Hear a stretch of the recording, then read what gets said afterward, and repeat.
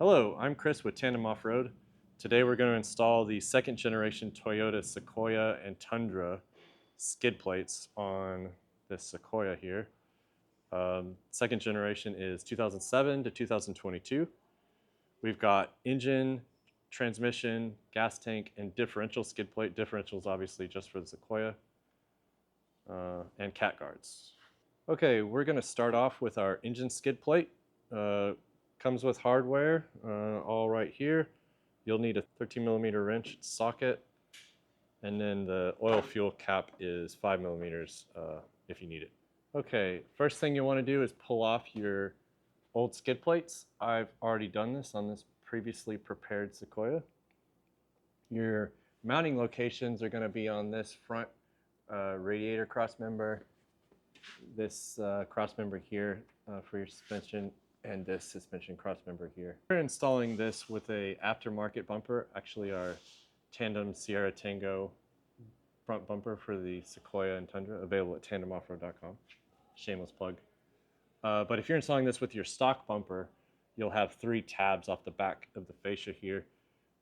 Those will bolt into these carriage bolts, which install into the 3 square plugs in the front of the skid plate, and then you just keep those in place with this little keeper ring. You'll just jam that on there.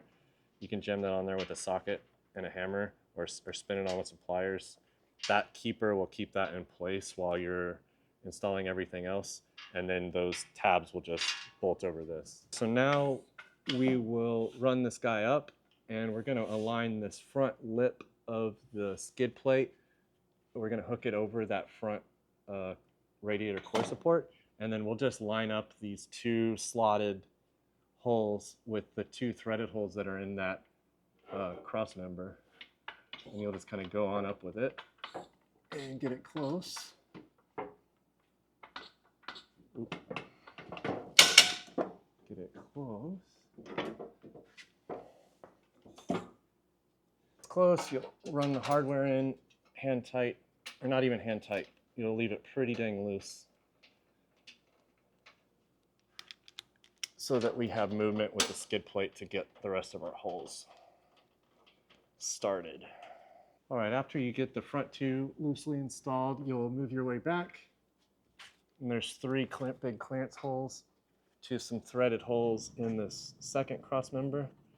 And you'll do the same thing. You'll just run those in by hand, get them started loosely.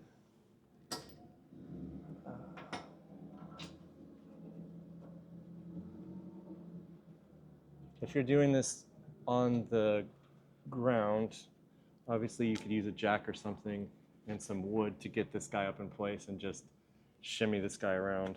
Now that we got those started, we're going to go ahead and run those in a little further. We'll still leave them loose, but we just want to close this gap up in the back. As we suck those in, this will pull up a little bit closer to the frame, which will make the next step just a little bit easier. So I'm just watching this gap in the back and running it in until it's close. Okay, last step with the engine skid is to run these long bolts in. They're going to pass through this cross member with this big washer and nut on top, and they're just passing through some clearance lightning holes in this cross member, just like so.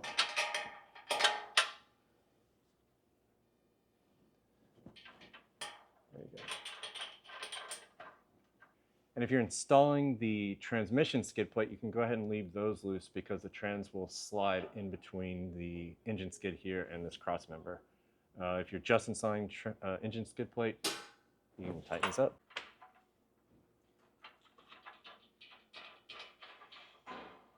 There's that.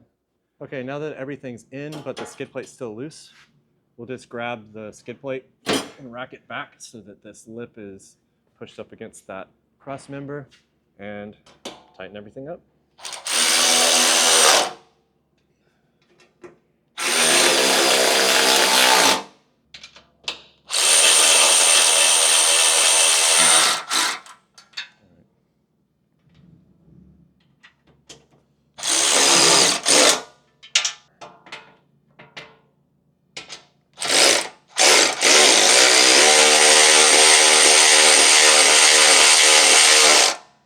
We got our engine skid plate installed on this second gen Sequoia. It's super stout, 3/16 of an inch steel everywhere. Big oil filter access hatch here. We got big cutout in the back for your oil drain pan. Lots of clearance here for sway bar in case you're running a sway bar drop. Super stout. You can park this thing right on a rock and take the thing on any trail. You're good to go.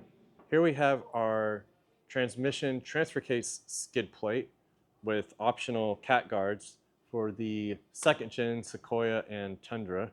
That's 2007 to 2022. This can be installed standalone or paired with our engine skid plate. Here we have the hardware for the transmission skid plate. We've got the hardware up here for our optional cat guards and 2 sets of long bolts.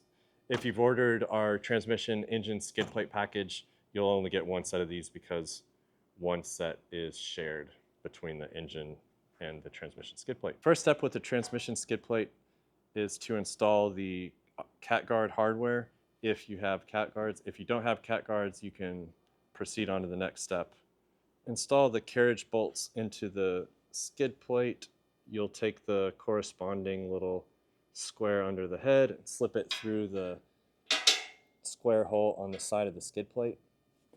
Then you'll use this metal retaining clip to just hold the bolt in place until later when we get the trans skid plate in place.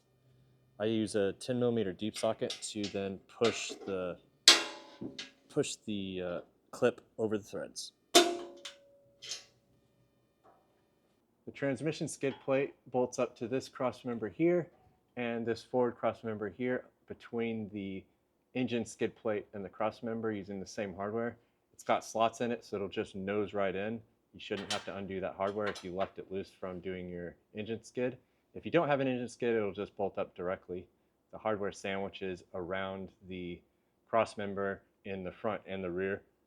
There aren't threaded holes, so you have to use a nut on the back side, which is why we left the cat guards off so that you can get in here and access this.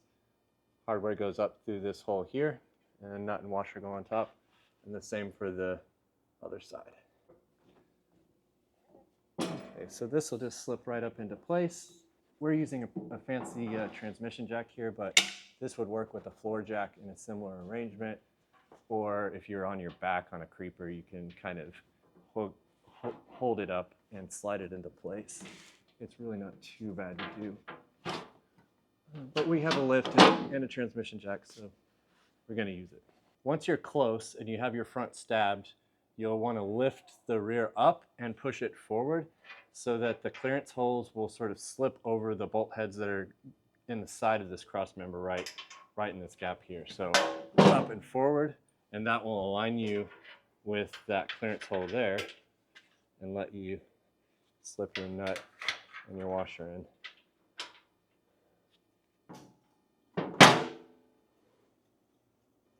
It's always good to be supported.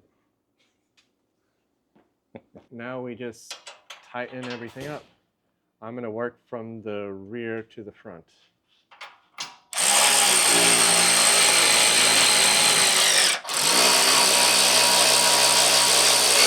Now you'll just slip your cat guards on over those captured bolts. He was they were shooting the YNS here at the so we just dropped it off the blank. Actually, I was like, dude, I got like 70 hours in this thing. Like, I think it's absolutely, like, say for like 6 grand. He's like, you can't do that.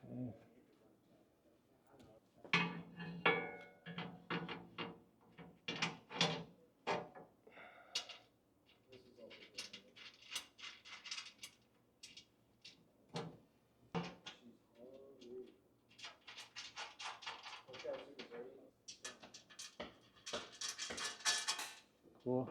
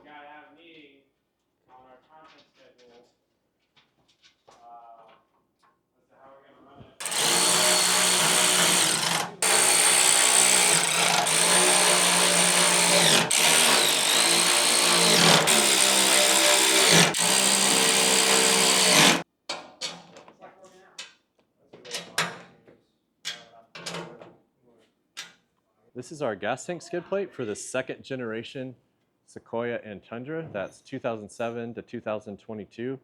It works on the 26-gallon tanks for both. It will not work on the 38-gallon large tank on the Tundra, but it does work on both of the small tanks. This is what you get in the box, mounting bracket and a gas tank strap if you don't have a TRD. If you have the TRD, you already have the studs and you won't need to order a gas tank strap. If you don't have a TRD, you're missing these studs. You only need to get a TRD gas tank strap from us. And then hardware, and these are the tools you'll need. Start off by pulling this rear gas tank strap on the non-TRD. If you have a TRD, you can leave your strap, but you'll need to pull off your stock skid plate.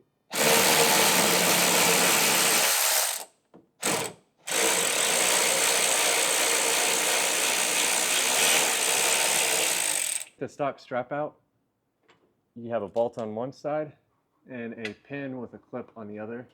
You just pull that clip and then slide the pin out.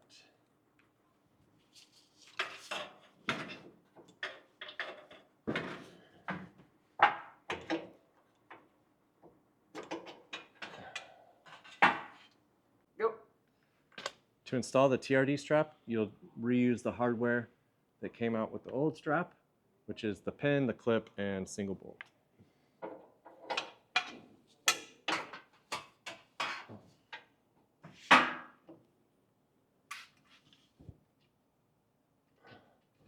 Alright, that's in.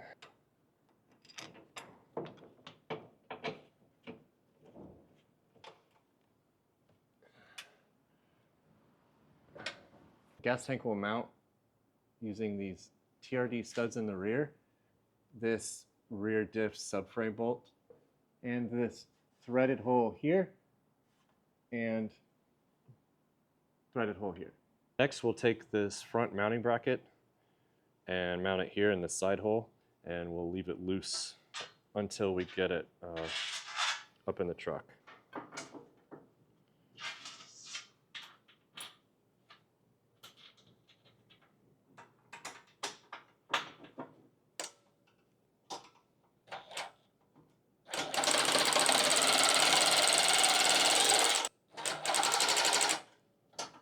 Next, we'll take out this rear subframe bolt. It's a 27 millimeter on the top. It's a nut.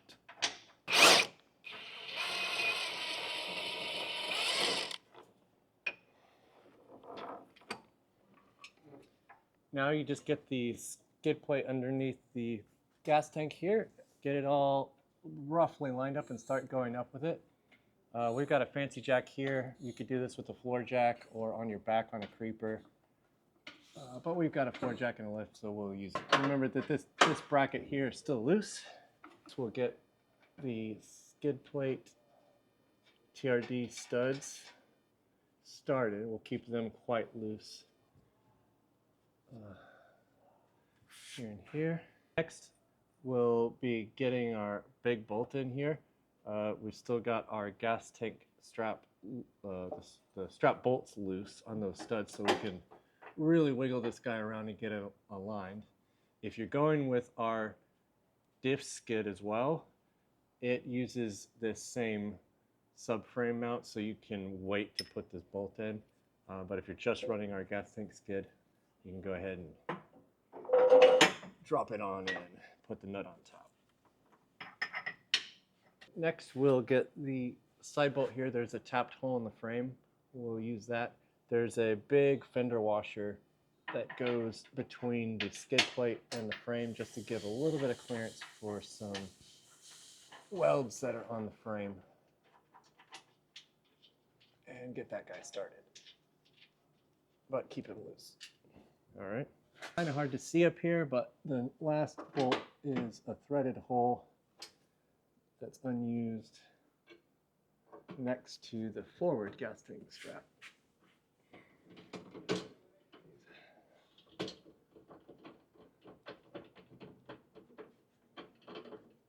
Okay, now we're just running everything tight.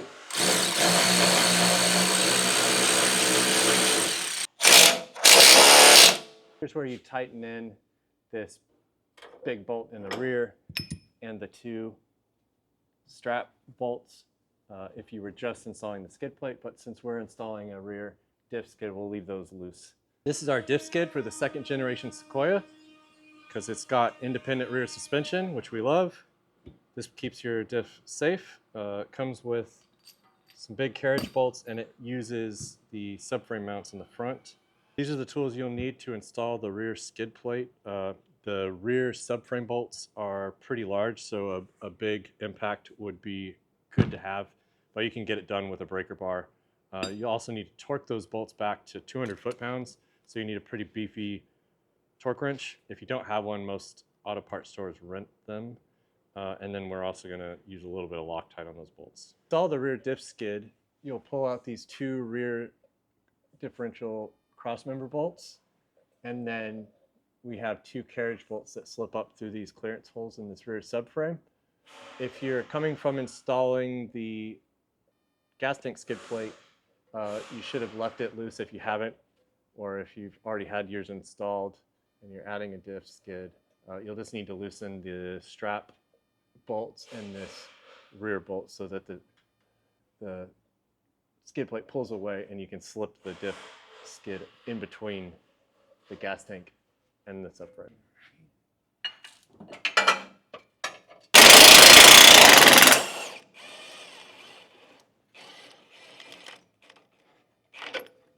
Now we'll go ahead and run this skid plate all the way up. I'm using a fancy transmission jack here, but you could use a floor jack or just line your back on a creeper. You'll want to work the skid plate up so that it tucks up underneath your gas tank skid if you have one. Otherwise, it just sits up on the subframe. Start with these carriage bolts. And we slide up through these square holes, through some clearance slots in the subframe, and then we reach around with a big washer and a nut. And it's a little feel around, but okay, get that started. Okay. Next we'll install these forward crossmember bolts. I'll apply a little bit of medium strength blue Loctite to the threads.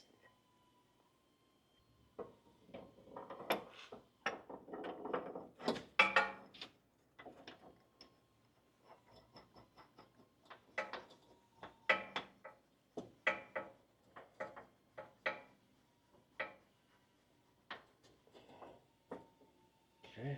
Go ahead and lower your floor jack and move it over to your gas tank skid. If you're installing a gas tank skid, sometimes it's required to put a little bit of upward pressure to squish the gas tank a bit to get these threads started.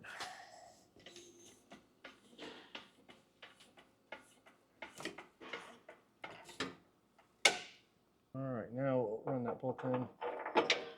Again, using a little bit of medium strength blue Loctite.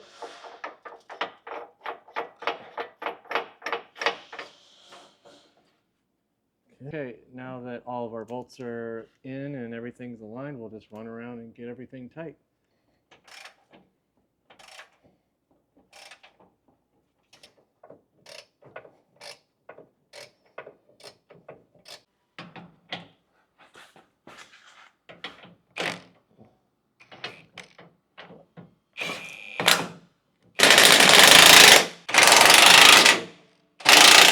Now we'll torque it up to 200 foot-pounds. Let's see that. There it is. Nice, dude.